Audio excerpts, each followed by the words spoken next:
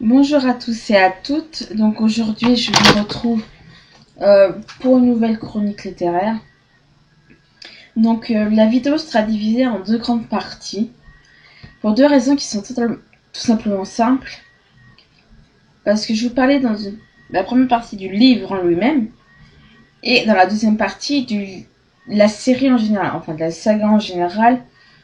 Parce que le livre que je vais vous présenter, c'est tout bonnement le dernier livre de la saga en elle-même. Donc c'est parti. Attends.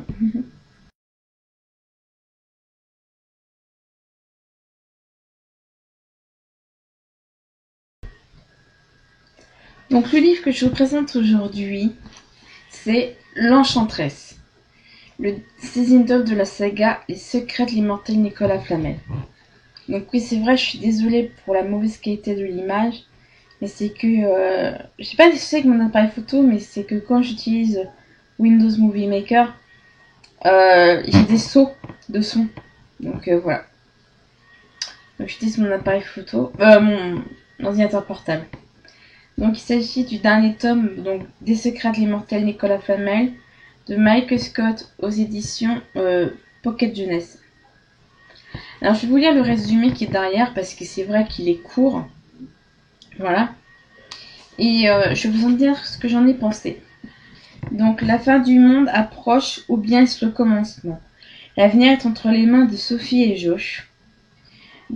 Quel jumeau sauvera le monde, lequel le détruira? Alors c'est vrai que j'étais perplexe sur les deux dernières phrases.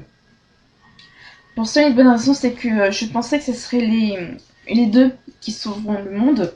Donc pour moi, le fait que le monde soit détruit, ce n'était pas possible. Donc c'est vrai que j'y suis à la fin du livre le pourquoi du comment.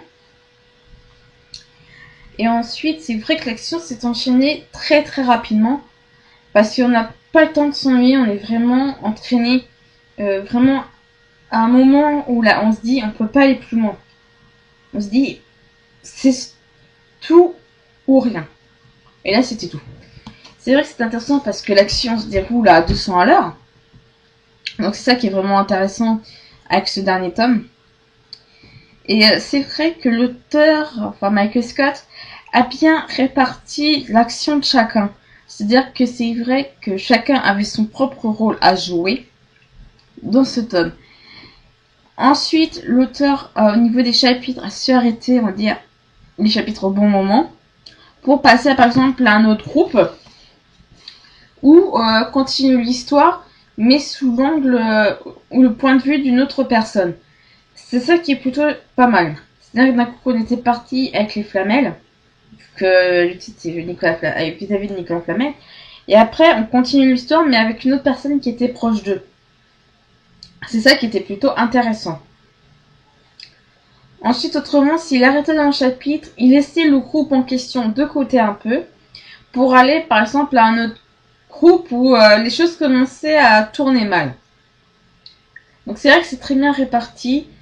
C'est vrai qu'il y a des moments où deux personnages en particulier ont été comme délaissés, un petit moment. On en parle quasiment au niveau du quart du livre et on en reparle vers pratiquement la fin.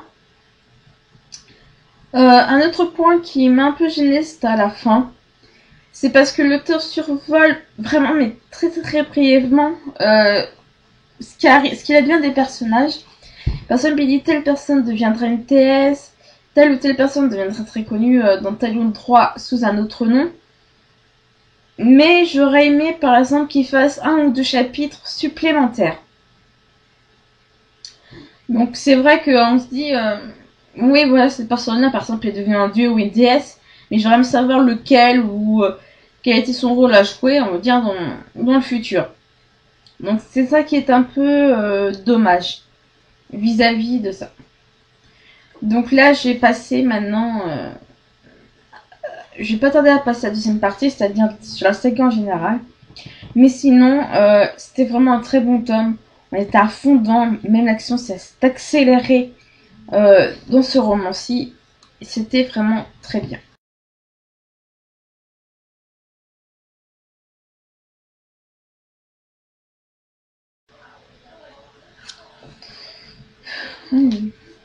Donc sinon, sur la série en elle-même, je l'ai beaucoup aimée parce que on apprend des choses. Enfin, moi, ça m'a permis de me cultiver pas directement.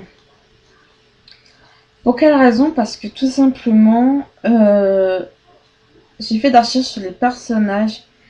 Parce que Michael Scott a mis des personnages historiques qui ont réellement existé, comme Flamel.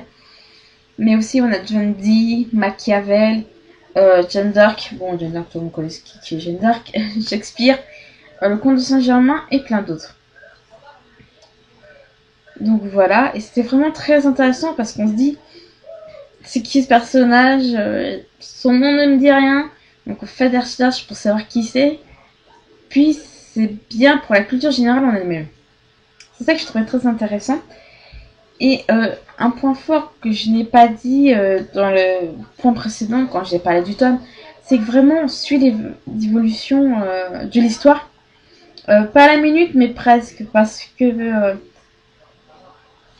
par exemple, si on prend le tome 1, l'alchimiste, donc on démarre l'histoire. Le premier jour, c'est le jeudi 31 mai. Et l'enchantresse, lui, l'action se déroule généralement le jeudi 7 juin. Soit une semaine après. Alors, le dernier tome se concentre surtout sur la journée du 7 juin. Mais passons pour le premier, il y a le 30 mai. Donc là, il y a le 1er juin, vendredi 1er juin. Et on a un petit peu... non, par exemple, ainsi de suite, si on atterrit au fil du jour, par exemple là, pour le magicien, on a samedi 2 juin, dimanche 3 juin. Et c'est tout. Pour l'ensorceleuse, on a... donc, il y a le tome 2, le magicien. Le tome 3, l'ensorceleuse, on a le 4 juin et le 3 juin.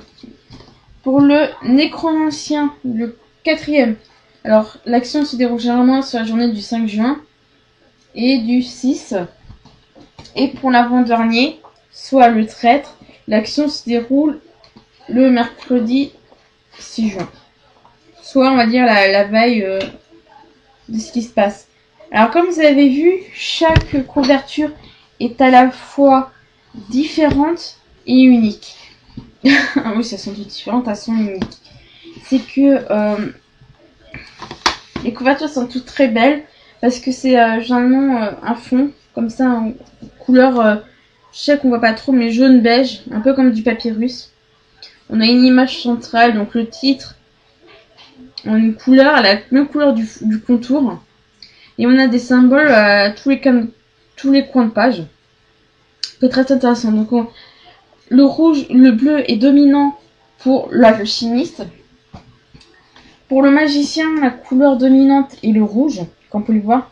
Donc les symboles sont toujours quasiment couleur or, pratiquement couleur or pierre, et avec des formes de pierre en fait. Parce que c'est comme de la pierre.